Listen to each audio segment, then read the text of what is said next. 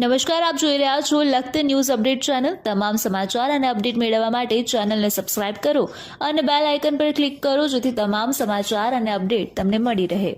Sola high court police station દ્વારા 500ના દરની નકલી ચલણી નોટ સાથે 6 આરોપીને ઝડપી લીધા। સાબરમતી ચાણક્યપુરી શાક માર્કેટમાં આરોપીઓ ચલણી નોટ વટાવવા આવ્યા હોવાની બાતમી મળતા વચગોઠી દબોચી લેવાયા।